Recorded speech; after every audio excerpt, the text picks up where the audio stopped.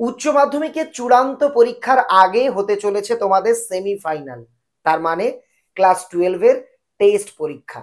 এই টেস্ট পরীক্ষার প্রস্তুতিকে আরো মজবুত করবার জন্য আজকের এই ভিডিওতে আমি তোমাদের জন্য বাংলার সাজেশন নিয়ে হাজির হয়েছি। আজকের ভিডিওতে বলা প্রশ্নগুলো শুধুমাত্র টেস্ট পরীক্ষার জন্যেই নয়, টেস্ট পরীক্ষার পরে যে উচ্চ মাধ্যমিকের চূড়ান্ত ফাইনাল পরীক্ষা রয়েছে সেটার জন্যও সমানভাবে গুরুত্বপূর্ণ। মূল সাজেশন শুরু করব। কোন গল্প কোন কবিতা সবচেয়ে গুরুত্বপূর্ণ, ভাষা থেকে কি গুরুত্বপূর্ণ, কোন প্রশ্নগুলোকে প্র্যাকটিস করতেই হবে, কোনগুলোকে একটু কম গুরুত্ব দিয়ে প্র্যাকটিস করলেও চলবে, সব একে একে তোমাদের জানাবো। কিন্তু তার আগে রয়েছে কিছু ইন্টারেস্টিং তথ্য এবং তোমাদের জন্য সতর্কবার্তা। ভিডিও শুরুতে একটা কথা স্পষ্টভাবে বলি, আজকের এই ভিডিওটা মূলত দু ধরনের ছাত্রছাত্রীদের জন্য। প্রথম, যাদের স্কুল থেকে টেস্ট পরীক্ষার একটা সাজেশন বা প্রশ্নের ধরন জানানো হয়েছে, আর দ্বিতীয়, যাদের স্কুল থেকে কোনো কিছুই জানানো হয়নি। ভিডিওতে একটা বিষয় স্পষ্ট করে তোমাদের জানানো দরকার, টেস্ট পরীক্ষার প্রশ্ন স্কুলের স্যারেরাই করে থাকেন। পশ্চিমবঙ্গে কয়েক হাজার স্কুল রয়েছে, প্রত্যেক স্কুলের স্যারেরা নিজেদের মতো করে প্রশ্ন করবেন। ফলে কি হবে, এক প্রশ্ন কিন্তু সমস্ত স্কুলে কমন আসবে না। মানে ধরো আমি তোমায় বললাম আমি দুটো প্রশ্ন বলে দেবো, পশ্চিমবঙ্গের সব স্কুলে চলে আসবে, এটা কখনোই সম্ভব নয়। তোমাদের স্কুলের যে স্যার বা ম্যাডাম প্রশ্ন করেছেন তিনি ক্লাসে যে যে প্রশ্ন ধরবেন, যে যে প্রশ্ন তোমাদের প্র্যাকটিস করতে বলেছিলেন, সেগুলোই কিন্তু তোমাদের জন্য হবে সবচেয়ে গুরুত্বপূর্ণ সাজেশন। ওই একটু আগে বললাম, যাদের স্কুল থেকে সাজেশন বলে দেওয়া হয়েছে তারা স্কুলের পরামর্শ অনুযায়ী স্কুলের বলা প্রশ্নগুলিকে বেশি গুরুত্ব দিয়ে প্র্যাকটিস করবে। আর যাদের স্কুল থেকে কিছুই বলেনি, আজকে লিস্টে থাকা প্রশ্নগুলো তাদের কিন্তু অবশ্যই ভালোভাবে আত্মস্থ করে নিতে হবে।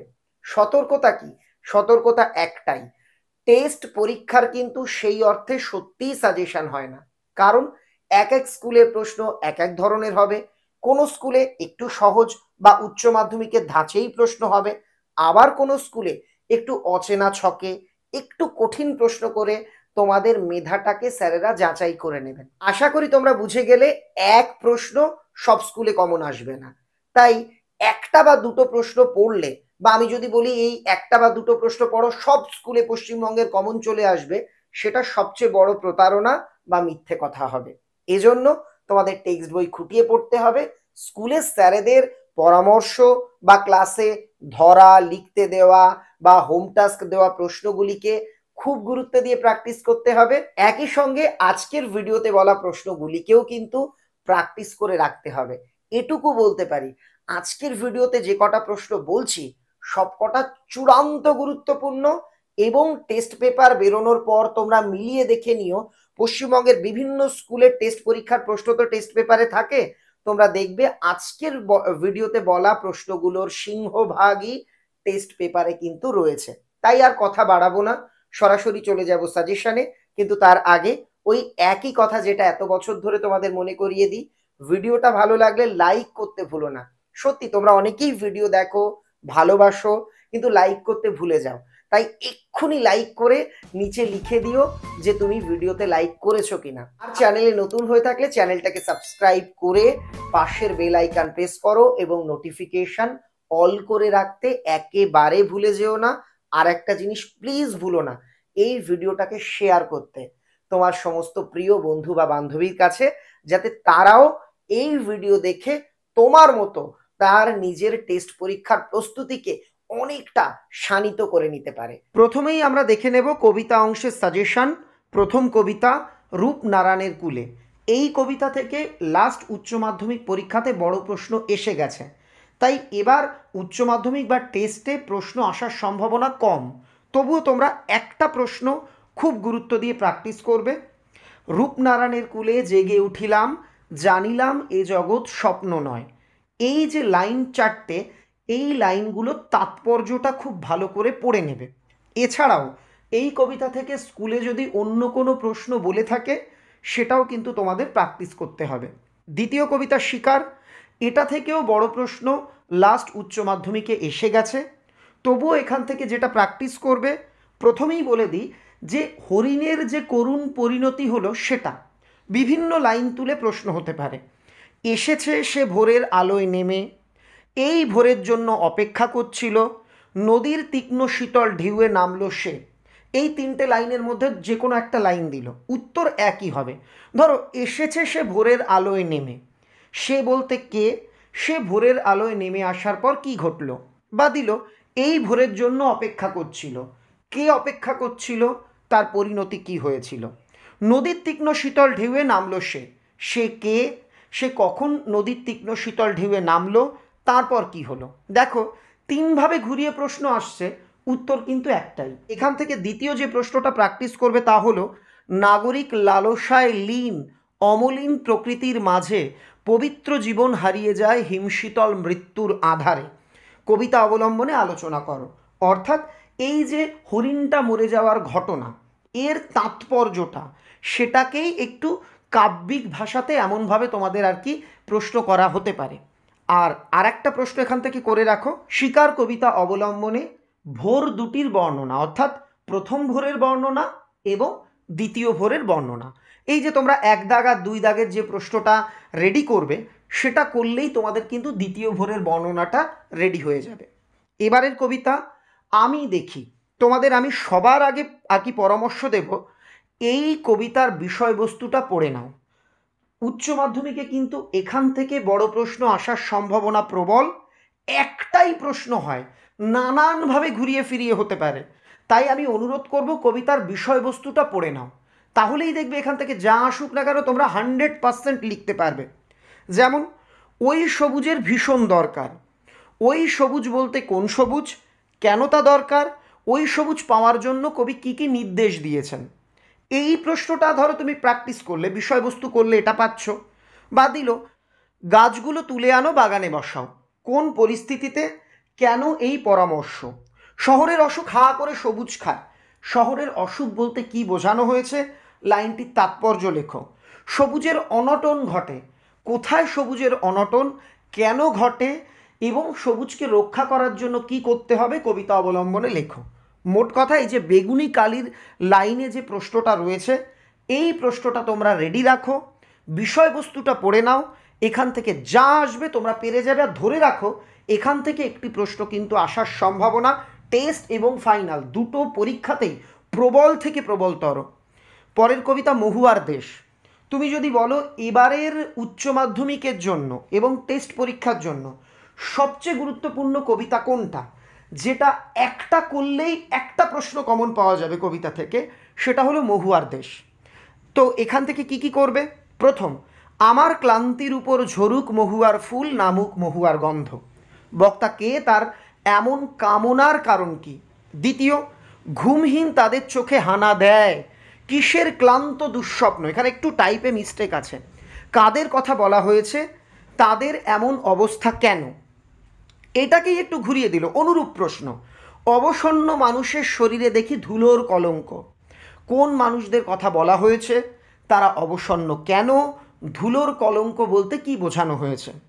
এখান থেকে তৃতীয় আর একটা মাত্র আর কি প্র্যাকটিস করবে প্রশ্ন, অনেক অনেক দূরে আছে মেঘ মোদির মহুয়ার দেশ, মহুয়ার দেশের বর্ণনা দাও, সেখানে পৌঁছনোর পর কবির কেমন অভিজ্ঞতা হয়েছিল, এখানেও একটা টাইপে মিস্টেক আছে।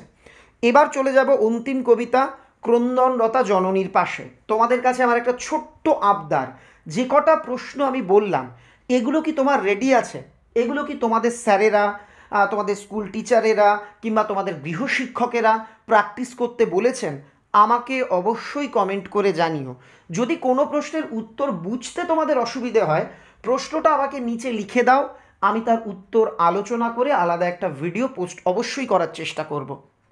কবিতা ক্রন্দনরতা জননীর পাশে, এটাও চূড়ান্ত গুরুত্বপূর্ণ। এই যে লাস্টের তিনটে কবিতা বলছি, মহুয়ার দেশ, আমি দেখি, ক্রন্দনরতা জননীর পাশে, তিনটের মধ্যে থেকে তুমি কনফার্ম যে প্রশ্ন কমন পাবেই পাবে। প্রথম প্রশ্ন, ক্রন্দনরতা জননীর পাশে কবিতায় জননী কেন ক্রন্দনরতা, এই পরিস্থিতিতে কি কি করা উচিত বলে কবির অভিমত। দ্বিতীয়, আমি তা পারি না, কে কি পারেন না, না পারার বেদনা তাকে কিভাবে আলোড়িত করেছে, কবি কি পারেন। এই মাত্র দুটো প্রশ্ন ক্রন্দনলতা জননীর পাশে কবিতা থেকে ভালো করে প্র্যাকটিস করো। এবার আমরা নাটক অংশের প্রশ্নে যাব, কিন্তু তার আগে বলি এই প্রশ্নগুলি বাদে তোমাদের স্কুলের স্যারেরা যিনি প্রশ্ন করবেন, ক্লাস টিচার তোমাদের বাংলা শিক্ষক, তিনি ক্লাসে যদি অন্য কোনো প্রশ্ন করিয়ে থাকেন বা প্র্যাকটিস করতে বলেন, সেটাও কিন্তু তোমাদের সমান গুরুত্ব দিয়ে করতে হবে। বিভাব নাটক, তোমরা জানো নাটক দুটো আছে, বিভাব অথবা নানা রঙের দিন। যে কোনো একটা পড়লেই চলবে, যে কোনো একটা বড় প্রশ্ন দুটোর মধ্যে থেকে লিখলেই হবে। আমরা প্রথমে দেখে নেব বিভাব। এক দাগের প্রশ্ন, আমাদের মনে হয় এর নাম হওয়া উচিত অভাব নাটক। অভাবের চিত্র বিভাব নাটকে যেভাবে ফুটে উঠেছে তা আলোচনা করো। দ্বিতীয়, বিভাব নাটক অবলম্বনে যে দুটো প্রেমের দৃশ্য রয়েছে, প্রোগ্রেসিভ লাভ সিন এবং জখমি লাভ সিন, এই দুটো প্রেমের দৃশ্য বা লাভ সিনের বর্ণনা ভালো করে রেডি রাখবে, যে কোনো লাইন তুলে কিন্তু প্রশ্ন হতে পারে। তিন দাগের প্রশ্ন, বিভাব কথার অর্থ কী, বিভাব নামকরণের সার্থকতা, মানে এই নাটকের নামকরণের সার্থকতা আলোচনা করো। চার দাগ, এই ঘরের মধ্যে জীবনকে উপলব্ধি করা যাবে না। জীবন কোথায়? কোথাও জীবনের খোরাক নেই, হাসির খোরাক নেই। তিনটে কোটেশন, তিনটের মধ্যে যে কোনো একটা দিয়ে প্রশ্ন করা হতে পারে, উত্তর একই হবে। কোথাও জীবনের খোরাক নেই, হাসির খোরাক নেই, জীবনকে খুঁজে পাওয়ার জন্য বক্তা কি কি করেছিলেন। পাঁচ দাগ, এমন সময়, এখানে হবে এমন সময় হঠাৎই এক সাহেবের লেখা পড়লাম। কোন সময়ের কথা বলা হয়েছে, সাহেবের নাম কি, তিনি কি লিখেছিলেন। কি লিখেছিলেন বলতে আইজেনস্টাইন সাহেব কাবুকি থিয়েটার দেখে দুটো দৃশ্যের কথা বলেছিলেন, দুটোই ভালো করে পড়বে। এক হলো একজন আর কি নাইট কি করে দুর্গ ত্যাগ করলেন, আর একটা হলো কাল্পনিক যুদ্ধ করবার পর একটি মৃত্যু দৃশ্য। দুটোই কিন্তু তোমরা তোমাদের পাঠ্য বই থেকে খুব ভালো করে রপ্ত করে নেবে। ছয় দাগের প্রশ্ন, একটা প্যাঁচ বার করেছি, প্যাঁচটি কীরকম তা নিজের ভাষায় লেখো। মোট কথা যে তিনটে নাটক দেখে বা নাট্যকার ভঙ্গি নির্ভর নাটক মঞ্চস্থ করবার প্ল্যান করেছিলেন, সেই তিনটে তোমাদের ভালো করে পড়তে হবে। মারাঠি তামাশা, উড়ে দেশের যাত্রা আর পুরনো বাংলা নাটক। পাঠ্য বই থেকে এই তিনটে অংশ খুব ভালো করে পড়ে রাখবে। তাই অনেক ভেবেচিন্তে একটা প্যাঁচ বার করেছি, বা বুদ্ধিটা কি করে মাথায় এলো তা বলি, এই রকম লাইন তুলে প্রশ্ন করা হতে পারে যে কি প্যাচ, সেই প্যাচটি তার মাথায় এলো কিভাবে, বা কোন বুদ্ধির কথা বলা হয়েছে, বুদ্ধিটি তার মাথায় এলো কিভাবে। তখন কিন্তু এই তিনটে বর্ণনা তোমাকে লিখতে হবে। সাত দাগ, দেখো এই নাটকটা যেহেতু অনেক বড়, এখান থেকে বেশি সংখ্যায় প্রশ্ন তোমাকে পড়তেই হবে। তুমি যদি মনে করো একটা বা দুটো পড়ে কমন পেয়ে যাবে, তাহলে নিরাশ হবে। আর হ্যাঁ, যদি এখান থেকে স্কুলে স্পেশালি একটা দুটো প্রশ্ন বলে থাকে, দেখো যে যা বলেছে এই লিস্টেই আছে, সেই প্রশ্নগুলোকে বেশি জোর দিয়ে টেস্টের জন্য প্র্যাকটিস করো। এবার নিশ্চয়ই লোকের খুব হাসি পাবে, কোন পরিস্থিতিতে কেন এই মন্তব্য। আর লাস্ট, বিভাব নাটকে নাট্য রীতির যে নতুনত্ব ফুটে উঠেছে তা আলোচনা করো। এবার আসবো নানা রঙের দিন নাটকের সাজেশানে। তার আগে একটা ছোট্ট অনুরোধ, ভিডিও ভালো লাগলে যারা এখনও লাইক করনি তারা প্লিজ লাইক করে দিও। আর একটা অনুরোধ, যেটা আমি প্রতি ভিডিওতেই বলি, এই ভিডিওটাকে ফেসবুক, হোয়াটসঅ্যাপে শেয়ার করো, যাতে তোমার অন্যান্য বন্ধু বান্ধবীরাও এই ভিডিও দেখে সুযোগটুকু নিতে পারে, প্রশ্নের ধরন জানতে পারে, পরীক্ষা প্রস্তুতিকে আরও শানিত করতে পারে। প্রথম প্রশ্ন নাটক থেকে, নাটকের নাম নানা রঙের দিন। প্রথম, রজনীকান্ত চট্টোপাধ্যায়ের চরিত্র আলোচনা করো। দেখবে অনেক স্কুলের টেস্ট পরীক্ষাতে এটা এসছে। দ্বিতীয়, নাটকের মঞ্চসজ্জার বর্ণনা দাও। নাটকের শুরুতে যে মঞ্চসজ্জা রয়েছে তার বর্ণনা দাও এবং এই নাটকের নামকরণের সার্থকতা আলোচনা করো। তিন দাগের প্রশ্নটাও প্রচুর স্কুলে কমন আসবে, শিল্পকে যে মানুষ ভালোবেসেছে তার বার্ধক্য নেই কালীনাথ, মন্তব্যটির তাৎপর্য লেখো। এছাড়াও বিভিন্ন অংশ থেকে প্রশ্ন হতে পারে, রোজ রাতে যে কালীনাথ গ্রিন রুমে ঘুমন, ওই জায়গা থেকে প্রশ্ন হতে পারে। রজনী তার প্রেমিকা সম্পর্কে যে কথাগুলো বলেছেন সেখান থেকে প্রশ্ন হতে পারে। আমাদের দিন ফুরিয়েছে, কে কোন পরিস্থিতিতে মন্তব্য করেছেন, এমন প্রশ্ন হতে পারে। রজনী চাটুর্যে ইজ রজনী চাটুর্যে, মরাহাতি সোয়া লাখ নাটক অবলম্বনে এই উক্তির যথার্থতা নিরূপণ করো, এমনও প্রশ্ন হতে পারে। মোট কথা এখান থেকে স্কুলে যে যে প্রশ্ন বলেছে সেগুলো কিন্তু খুব ভালো করে তোমাকে প্র্যাকটিস করতে হবে। এবার আমরা চলে আসবো গল্প অংশে। প্রথম গল্প, কে বাঁচায় কে বাঁচে। এখান থেকে প্রথমেই প্র্যাকটিস করে নাও নিখিল আর মৃত্যুঞ্জয়ের চরিত্র। মনে রাখবে সরাসরি চরিত্র আলোচনা করো এমন না দিয়ে একটা লাইন দিয়ে বলতে পারে বক্তাকে, বক্তার চরিত্র আলোচনা করো। যেমন ভুরি ভোজনটা অন্যায়, না খেয়ে মরাটা উচিত নয় ভাই। বক্তা কে, কোন প্রসঙ্গে এই মন্তব্য, বক্তার চরিত্র বিশ্লেষণ করো। বা দিল নিখিল ভাবছিল বন্ধুকে বুঝিয়ে বলবে এভাবে দেশের লোককে বাঁচানো যায় না। এভাবে বলতে কোনভাবে, এই ভাবনার মধ্যে দিয়ে নিখিল চরিত্রের কোন দিকটি ফুটে উঠেছে, এমনভাবে কিন্তু প্রশ্ন হতে পারে। দ্বিতীয়, মৃত্যুঞ্জয়ের বাড়ির অবস্থা শোচনীয়। মৃত্যুঞ্জয় কে, তার বাড়ির অবস্থা শোচনীয় কেন, শোচনীয় এই অবস্থার পরিচয় দাও। এখান থেকে আরও প্র্যাকটিস করবে। দিন দিন কেমন যেন হয়ে যেতে লাগলো মৃত্যুঞ্জয়। মৃত্যুঞ্জয় কে, তার এমন হয়ে যাওয়ার কারণ কি। 4 দাগ, আপিসে যাওয়ার পথে মৃত্যুঞ্জয় প্রথম মৃত্যু দেখল। এই মৃত্যু কেন ঘটেছিল, এই মৃত্যু দেখবার পর তার প্রাথমিক প্রতিক্রিয়া কি হয়েছিল তা নিজের ভাষায় লেখো। এখান থেকে 5 দাগের প্রশ্ন, এই অপরাধের প্রায়শ্চিত্ত কি। কে কোন অপরাধের প্রায়শ্চিত্তর কথা বলেছে, সে কেন নিজেকে অপরাধী মনে করেছিল।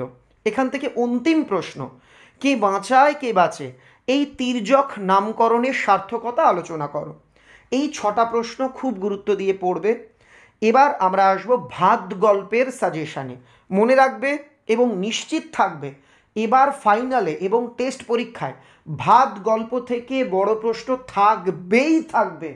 তাই এই গল্পটা খুব ভালো করে পড়বে। এই গল্প থেকে যত ধরনের বড় প্রশ্ন হয় সব কিছু কিন্তু রেডি রাখবে। আমরা পরপর গুরুত্বপূর্ণ প্রশ্নগুলো বলবো, তার আগে একটা অনুরোধ, কে কোন জেলা থেকে আজকের এই ভিডিওটা দেখছো আমাকে অবশ্যই কমেন্টে লিখে জানিও। যেমন বর্ধমান, বাঁকুড়া, নদিয়া, বীরভূম, মেদিনীপুর, ঝাড়গ্রাম, এইরকম কে কোন জেলা থেকে দেখছো অবশ্যই আমাকে কমেন্টে লিখে জানিও। এবার গল্প ভাত। প্রথম প্রশ্ন, দাঁতগুলো বের করে সে কামটের মতো হিংস্র ভঙ্গি করে। কে কার প্রতি এমন আচরণ করেছিল, এমন আচরণের কারণ লেখো। দ্বিতীয় প্রশ্ন, আসল বাদার প্রসঙ্গ। সেই রকম একটা লাইন দিয়ে প্রশ্ন হতে পারে, যেমন বাদার ভাত খেলে তবে তো সে আসল বাদাটার খোঁজ পেয়ে যাবে একদিন, বা আসল বাদাটার খোঁজ করা হয় না আর উৎসবের। আসল বাদা কোনটা, উৎসব কেন সেটা খুঁজতে চেয়েছিল, সেই বাদাটা কেন তার পক্ষে খোঁজা সম্ভব হয়নি, বা সেই বাদাটা অচল হয়ে রয়ে যায় বড় বাড়িতে, কেন সেই বাদা অচল হয়ে বড় বাড়িতে রয়ে গিয়েছিল, এটা পড়বে। এই 2 দাগটা কিন্তু ফাইনালের জন্যও গুরুত্বপূর্ণ। 3 দাগ, পেটে ভাত নেই বলে উৎসব প্রেত হয়ে আছে, ভাত খেলে মানুষ হবে। উৎসব কে, তার পেটে ভাত নেই কেন, তার প্রেত হওয়ার ব্যাপারটি বুঝিয়ে লেখো। এ সংসারে সব কিছুই চলে বড় পিসিমার নিয়মে। বড় পিসিমা কে, গল্পে তার চরিত্রের যে পরিচয় পাওয়া যায় তা লেখো। 5 দাগ, ভাত গল্পের নামকরণের সার্থকতা আলোচনা করো। 6 দাগ, ডাক্তার বলে দিয়েছে বলেই তো আজ এই যজ্ঞী হোম হচ্ছে, গল্প অনুসারে হোমযজ্ঞের বর্ণনা দাও। 7 দাগ, ভাত গল্প অবলম্বনে উৎসব নাইয়া বা উৎসব নাইয়া চরিত্রটি আলোচনা করো। 8 দাগের প্রশ্নটা অনেকভাবে ঘুরে আসতে পারে। এখানে মূলত তোমাকে লিখতে হবে যে প্রাকৃতিক দুর্যোগের কবলে পড়ে উৎসব সর্বশান্ত হয়েছিল সেই দুর্যোগের কথা। কি কি লাইন দিতে পারে, যা আর নেই, যা ঝড় জল মাতলার গর্ভে গেছে তাই খুঁজে খুঁজে উৎসব পাগল হয়েছিল। দুর্যোগটির বর্ণনা দাও। এই দুর্যোগ উৎসবকে কিভাবে প্রভাবিত করেছিল, এটাকেই একটু ঘুরিয়ে দিল। সকাল হতেই বোঝা গিয়েছিল সর্বনাশের বহরখানা। সর্বনাশ কার হয়েছিল, সেই সর্বনাশের বিবরণ দাও। বা দিল কপালটা বড়ই মন্দ তার, কার কপাল, কেন মন্দ। বা দিল উৎসবের সংসার মাটিতে লুটোপুটি খেলো, উৎসব কে, কেন তার সংসারের এমন অবস্থা হয়েছিল। 9 দাগ, তুমি কি বুঝবে সতীশবাবু, সতীশবাবু কে, উৎসবের সঙ্গে তার কথোপকথন আলোচনা করো। 10 দাগ, সে বুঝতে পারে সব ভাত ওরা পথে ফেলে দিতে যাচ্ছে। ওরা বলতে কাদের কথা বোঝানো হয়েছে, তারা সব ভাত ফেলে দিতে যাচ্ছে কেন, এরপর সে কি করেছিল। এটাকেই একটু অন্যভাবে ঘুরিয়ে দিতে পারে, উৎসবের মাথায় এখন বুদ্ধি স্থির, সে জানে সে কি করবে। বা দিতে পারে ওই লাইনটা যে উৎসবের মাথায় যে মেঘ চলছিল তা সরে যায়, এই রকমভাবে যে কোনো একটা লাইন দিয়ে এই প্রশ্নটা কিন্তু করা হতে পারে। লাস্ট গল্প ভারতবর্ষ। এখান থেকে প্রথম যে প্রশ্নটা করবে, সেই সময় এলো এক বুড়ি, বুড়ির চেহারা ও পোশাকের বর্ণনা দাও, এরপর কি ঘটেছিল তা লেখো। টাইপে এখানে একটু ভুল আছে, বুড়ির স্বরূপ উদ্ঘাটন করো। এটাকেই ঘুরিয়ে দিল, বুড়ির শরীর উজ্জ্বল রোদে তপ্ত বালিতে চিত হয়ে পড়ে রইল, এই বুড়ির চেহারা ও পোশাকের বর্ণনা দাও। তার তপ্ত বালিতে, এখানেও টাইপে মিস্টেক আছে, পড়ে থাকার কারণ কি। 2 দাগের প্রশ্ন, ভারতবর্ষ গল্প অবলম্বনে গ্রাম্য বাজারটির বর্ণনা দাও। 3 দাগের প্রশ্ন, কতক্ষণ সে এই মার মুখী জনতাকে ঠেকিয়ে রাখতে পারে কে জানে, সে বলতে কার কথা বলা হয়েছে, জনতা কেন মারমুখী হয়ে উঠেছিল। আর এখান থেকে অন্তিম প্রশ্ন, শেষ রোদের আলোয় সে দূরের দিকে ক্রমশ আবছা হয়ে গেল, কার কথা বলা হয়েছে, তার সম্পর্কে এমন মন্তব্যের কারণ কি। এবার আমরা চলে যাব ভাষা অংশের সাজেশানে, যেটাকে তোমরা ব্যাকরণের সাজেশান বলে থাকো। তবে এখানেও আমি অনুরোধ করব, গল্প থেকে আমি যে প্রশ্নগুলি বললাম এগুলি অবশ্যই প্র্যাকটিস করবে, কিন্তু এর বাইরেও যদি কোনো প্রশ্ন ক্লাসে স্যারেরা বলে থাকেন সেটাকেও কিন্তু তোমাদের তুলনামূলক সমান গুরুত্ব দিয়ে প্র্যাকটিস করতে হবে। ভাষা থেকে তোমরা প্রথমেই প্র্যাকটিস করো, রূপমূল কাকে বলে, স্বাধীন ও পরাধীন রূপমূলের পরিচয় দাও। দ্বিতীয়, শব্দার্থ পরিবর্তনের 2টি কারণ লেখো, শব্দার্থ পরিবর্তনের 3টি ধারা সম্পর্কে আলোচনা করো। পরের প্রশ্ন, গঠনগতভাবে এবং ভঙ্গিগতভাবে বাক্যের শ্রেণীবিভাগ করে আলোচনা করো। অর্থাৎ যে কোনো একটা প্রশ্ন দিল, গঠনগতভাবে বাক্য কত প্রকার, কী কী, যে কোনো একটি বা 2টি ভাগ সম্পর্কে আলোচনা করো। আবার দিতে পারে ভঙ্গিগতভাবে বাক্য কত প্রকার, কী কী, যে কোনো 2টি বা 1টি ভাগ সম্পর্কে আলোচনা করো। এখান থেকে প্র্যাকটিস করবে, ফলিত ভাষা বিজ্ঞানের বিভিন্ন শাখাগুলি উল্লেখ করে যে কোনো একটি শাখা সম্পর্কে আলোচনা করো। তোমরা অভিধান বিজ্ঞানটা ভালো করে পড়ে রাখবে। 5 দাগ, অবিভাজ্য ধ্বনি কাকে বলে, 2টি অবিভাজ্য ধ্বনির পরিচয় দাও। 6 দাগ, বিভাজ্য ধ্বনি কাকে বলে, 2টি বিভাজ্য ধ্বনির পরিচয় দাও। 7 দাগ, গুচ্ছ ধ্বনি ও যুক্ত ধ্বনির পরিচয় দাও। 8 দাগ, প্রত্যয় কাকে বলে, এটি কত প্রকার ও কী কী, প্রতি প্রকারের সংজ্ঞা ও উদাহরণ দাও। দেখো, আমরা টেস্টের আগে, যেহেতু টেস্টের প্রশ্ন এক এক স্কুলে এক এক ধরনের হবে, তাই একটু বেশি সংখ্যায় প্রশ্ন দিচ্ছি, কিন্তু টেস্ট হয়ে যাওয়ার পর তোমাদের জন্য প্রতি বছরের মতো চূড়ান্ত ফাইনাল লাস্ট মিনিট সাজেশন আসবে, তোমরা মিলিয়ে নেবে, অল্প কটা প্রশ্ন থাকবে, সেখান থেকেই কিন্তু প্রতি বছরের মতো ফাইনালে তোমরা 100% প্রশ্ন কমন পেয়ে যাবে।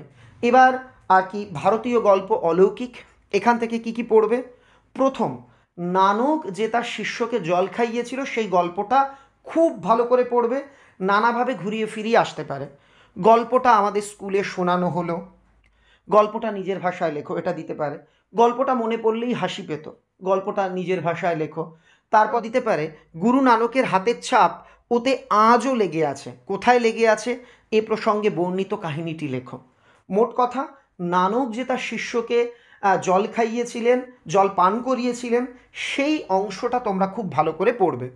এবার 2 দাগের প্রশ্ন, এটা হচ্ছে পাঞ্জা সাহেবের লোকজন নিজের জীবন উৎসর্গ করে কিভাবে ট্রেন থামিয়েছিল, ওই অংশটা, ওখান থেকেও প্রশ্ন হতে পারে। যেমন পাঞ্জা সাহেবে পৌঁছে এক আশ্চর্য ঘটনার কথা জানতে পারি, আশ্চর্য ঘটনাটির বিবরণ দাও। এটাকেই ঘুরিয়ে দিল, ঠিক হলো ট্রেনটা থামানো হবে, কোন ট্রেনের কথা বলা হয়েছে, সেটি কিভাবে থামানো হয়েছিল।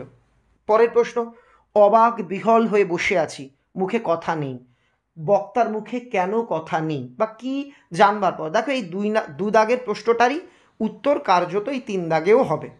এটাকেই একটু ঘুরিয়ে দিতে পারে, চোখের জলটা তাদের জন্য, বক্তা কাদের জন্য কেন চোখের জলকে উৎসর্গ করেছিলেন।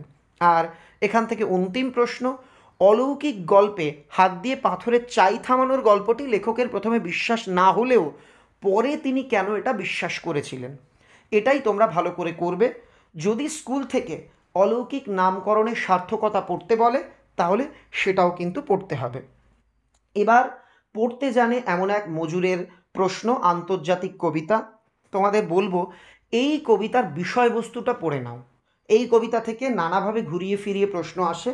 বিষয়বস্তু জানা থাকলে তোমরা ম্যাক্সিমাম অ্যাটেন্ড করতে পারবে। যেমন এখান থেকে প্রথম প্রশ্ন, কত সব খবর, কত সব প্রশ্ন, প্রশ্ন ও খবরগুলি কি কি? এই প্রশ্ন উত্থাপনের মধ্যে দিয়ে কবির সমাজ চেতনা বা ইতিহাস চেতনার কোন পরিচয় পাওয়া যায়, এটা পড়ো। আর বিভিন্ন লাইন তুলে প্রশ্ন আসতে পারে, যেমন জয়োৎসবের ভোজ বানাতো কারা, দিল জয়োৎসবের ভোজ বানাতো কারা, কোন প্রসঙ্গে এই উক্তি, এই উক্তির মধ্যে দিয়ে কবি কি বোঝাতে চেয়েছেন? ভারত জয় করেছিল তরুণ আলেকজান্ডার, একলাই নাকি? আলেকজান্ডার কে, একলাই নাকি? এই কথার মধ্যে দিয়ে কবি কি বোঝাতে চেয়েছেন? রাজারা কি পাথর ঘাড়ে করে আনতো, কোন প্রসঙ্গে এই মন্তব্য, এই মন্তব্যের মধ্যে দিয়ে কি বোঝানো হয়েছে? স্পেনের ফিলিপ কেঁদেছিল খুব, আর কেউ কাঁদেনি, স্পেনের ফিলিপ কেন কেঁদেছিল, আর কেউ কাঁদেনি বলতে কি বোঝানো হয়েছে? সেই সন্ধ্যায় কোথায় গেল রাজমিস্ত্রিরা, রাজমিস্ত্রিরা কি তৈরি করছিলেন, এই উক্তির মধ্যে দিয়ে কি বোঝানো হয়েছে? মোট কথা কি বোঝানো হয়েছে, তাৎপর্য লেখো। এগুলো বললেই তোমাকে এই কবিতার বিষয়বস্তু বা ভাবসত্যটা এখানে লিখে দিতে হবে। তাই এই রকম নানা লাইন তুলে প্রশ্ন আসতে পারে, তোমাকে কিন্তু ভালো করে লাইনটা চিনতে হবে। লাস্ট আমার বাংলা, আমার বাংলায় বেশ কিছু গদ্য আছে, তবে এবারের জন্য গারো পাহাড়ের নিচে, মেঘের গায়ে জেলখানা, হাত বাড়াও, এই তিনটে গদ্য চূড়ান্ত গুরুত্বপূর্ণ। এখান থেকে কি কি প্রশ্ন পড়বে? গারো পাহাড়ের নিচে যারা বসবাস করে তাদের জীবনযাত্রার সংক্ষিপ্ত পরিচয় দাও, এটাকেই ঘুরিয়ে দিল। এই অঞ্চলে গারোদের ঘর দূর থেকে দেখলেই চেনা যায়, কোন অঞ্চলের কথা বলা হয়েছে, গারোদের ঘরের বিবরণ দাও, এটাকেই ঘুরিয়ে দিল। এত ফসল, এত প্রাচুর্য, তবু কিন্তু মানুষগুলোর দিকে তাকালে মনে হয় জীবনে তাদের শান্তি নেই। মানুষগুলোর জীবনযাত্রার পরিচয় দাও, কেন তাদের জীবনে শান্তি নেই। এখান থেকে দ্বিতীয় পড়বে, জঙ্গলে আগুন লাগিয়ে গারোদের যে চাষাবাস পদ্ধতি, এটা ভালো করে পড়বে। দুটো লাইন দিতে পারে, যেমন যেন রাবণের চিতা জ্বলছে তো জ্বলছেই, কোন প্রসঙ্গে কেন এই উক্তি? বা জঙ্গলে যখন আগুন লাগে তখন হয় মজা, জঙ্গলে কেন আগুন লাগানো হয়, তাতে মজা কেন হয়? বা সরাসরি দিল গারোদের চাষাবাস পদ্ধতি আলোচনা করো। তিন দাগ এখান থেকেই পড়বে, তাই প্রজারা বিদ্রোহী হয়ে উঠল, প্রজারা কার নেতৃত্বে কেন বিদ্রোহী হয়ে উঠল, এই প্রশ্নটাই ঘুরিয়ে দিতে পারে। কিন্তু হাতি ব্যাগার আর চলল না, হাতি ব্যাগার আইনের পরিচয় দাও, কেন তা চলল না। চার দাগ, আর একরকম প্রথা আছে, এখানে কথা নয় প্রথা আছে, নানকার প্রথা, নানকার প্রজাদের অবস্থা কেমন ছিল, পরে তাদের অবস্থার কেমন পরিবর্তন হয়। এটা কিন্তু ছাতির বদলে হাতি থেকে প্রশ্নটা, এটা তোমরা প্র্যাকটিস করবে। পাঁচ দাগ, বক্সা বন্দি শিবিরের পরিচয় দাও, এটাকেই একটু ঘুরিয়ে দিল। জেলখানাটা পাহাড়ের 3 তলা সমান একটা হাঁটুর ওপর, কোন জেলখানা, সেখানে কয়েদিদের ওপর কেমন অত্যাচার হয় আলোচনা করো। দেখো এই প্রশ্নটা অনেকগুলো লাইন তুলে কিন্তু আসতে পারে, বিভিন্ন লাইন তুলে আসতে পারে। জেলখানা একটা আলাদা জগৎ, জেলখানাকে কেন আলাদা জগৎ বলা হয়েছে, সেখানে কয়েদিদের ওপর কেমন অত্যাচার হতো, বা কয়েদিদের ওপর যে অত্যাচারের হেরফের, সুয়োরানী দুয়োরানীর সন্তান বলা হয়েছে, কারোর ওপর বেশি যারা ধনী তাদের ওপর কোনো অত্যাচারই হতো না, তারা জেলে কতটা শান্তিতে থাকতো, উল্টো দিকে যারা গরিব তাদের উপর কেমন অত্যাচার হতো, এগুলো ভালো করে মনে রাখবে এবং আত্মস্থ করবে। সাধুচরণ ও মুস্তাফার পরিচয় দাও, এটাও প্র্যাকটিস করবে। আর হাত বাড়াও থেকে করবে, তোমরা হাত বাড়াও তাকে সাহায্য করো, লেখক কাকে কিভাবে সাহায্য করতে বলেছেন। সরু লিকলিকে আঙুল দিয়ে সেই সব খুনিদের শনাক্ত করছে, কে কাদের শনাক্ত করছে, তাদের খুনি বলা হয়েছে কেন। সেই দুটো জ্বলন্ত চোখ থেকে থেকে আমাকে পাগল করে, কার জ্বলন্ত চোখ, সেটি লেখক কোথায় দেখেছিলেন, এরপর কি ঘটেছিল। 10 দাগ। আর এখান থেকে অন্তিম প্রশ্ন আমরা যেটা রেখেছি, অমৃতের পুত্র মানুষ, কোন প্রসঙ্গে কেন এই উক্তি। এই ছিল আমাদের সাজেশন। এখন তুমি বলবে এ আবার কেমন সাজেশন, আপনি শর্ট কোশ্চেনের সাজেশন দিলেন না, শিল্প সংস্কৃতির ইতিহাস অংশের সাজেশন দিলেন না, রচনা অংশেরও সাজেশন দিলেন না। তোমাদের বলে রাখি, দেখো বন্ধুরা, শর্ট কোশ্চেনের কোনো সাজেশন হয় না, এটাই হচ্ছে সবচেয়ে বড় সত্যি কথা। তবুও তোমরা যদি বলে থাকো গুরুত্বপূর্ণ শর্ট কোশ্চেন নিয়ে আলোচনা করতে, আমি অবশ্যই পরবর্তী ভিডিওতে উচ্চ মাধ্যমিক এবং টেস্ট দুটো পরীক্ষার জন্যই বাংলার কিছু গুরুত্বপূর্ণ শর্ট কোশ্চেন নিয়ে আলোচনা করতে পারি। এবার আসি দ্বিতীয় তথ্যে, শিল্প সংস্কৃতির ইতিহাস অংশ থেকে কি করব। দেখো, এই অংশের সব প্রশ্নই গুরুত্বপূর্ণ। এক এক স্কুলে এক এক স্যার এক একটা অবদান দেবেন বা এক এক ধরনের প্রশ্ন দেবেন, তাই নির্দিষ্ট করে বলাটা কিন্তু সত্যিই মুশকিল। ধরো কোনো স্কুলে দিতেই পারে চিকিৎসা বিজ্ঞানে কাদম্বিনী বসু গঙ্গোপাধ্যায়ের অবদান আলোচনা করো, কেউ হয়তো দিল সার্কাসে বাঙালির কৃতিত্ব আলোচনা করো, কেউ ফুটবলে বাঙালির কৃতিত্ব আলোচনা করো, দাবা খেলায় বাঙালির কৃতিত্ব আলোচনা করো। এই রকম বিভিন্ন ধরনের প্রশ্ন হতে পারে। আমি কিছুদিন আগে উচ্চ মাধ্যমিক পরীক্ষার্থীদের জন্য শিল্প সংস্কৃতির ইতিহাস অংশের যে সাজেশন ভিডিওটা দিয়েছিলাম সেটা তোমরা দেখে নিতে পারো, আমি স্ক্রিনের ওপর দিয়ে দেব, ক্লিক করে সেই ভিডিওতে বলা প্রশ্নগুলো তোমরা প্র্যাকটিস করে নিও। আর রচনার জন্য, সেটার জন্যও আমি কিছুদিন আগে ভিডিও পোস্ট করে দিয়েছিলাম, সেগুলো এখানে স্ক্রিনে দিয়ে দেওয়ার চেষ্টা করছি, সেখানে ক্লিক করে তোমরা রচনা অংশের সাজেশনটাও প্র্যাকটিস করে নিতে পারো। ভিডিও শেষ করার আগে একটা কথা বলবো, মাইকেল মধুসূদন দত্ত, জীবনানন্দ দাশ, এই রচনাগুলো কিন্তু এবারের জন্য চূড়ান্ত গুরুত্বপূর্ণ। জীবিকার আদর্শ স্থান বিদেশ, পরীক্ষায় প্রাপ্ত নাম্বার সাফল্যের মাপকাঠি, বৃদ্ধদের জন্য বৃদ্ধাবাস ভালো, ইংরাজি মাধ্যম ছাত্রছাত্রীদের সব দিক থেকে পুষ্ট করে, মোবাইল ফোনের অনেক উপকারিতা আছে, গণমাধ্যম শিক্ষা বিস্তারে সাহায্য করে, এই রকম কিছু কারেন্ট টপিকের ওপর তোমাকে কিন্তু বিতর্ক প্র্যাকটিস করে রাখতে হবে। যাই হোক, আশা করি আজকের এই ভিডিওটা দেখবার পর কেমন ধরনের প্রশ্ন টেস্ট এবং ফাইনালে হতে চলেছে তার একটা আভাস তুমি পেয়ে গেলে। আজকের এই ভিডিওটা কেমন লাগলো আমাকে লিখে জানিও। যদি সত্যি ভালো লাগে আর এখনো লাইক না করে থাকো বা ভুলে গিয়ে থাকো, লাইক করে দিও। আর ভিডিওটাকে প্লিজ তোমার বন্ধুদের মধ্যে শেয়ারও করে দিও। সবাই ভালো থেকো, সবার পরীক্ষার জন্য আমার তরফ থেকে অগ্রিম শুভকামনা রইল।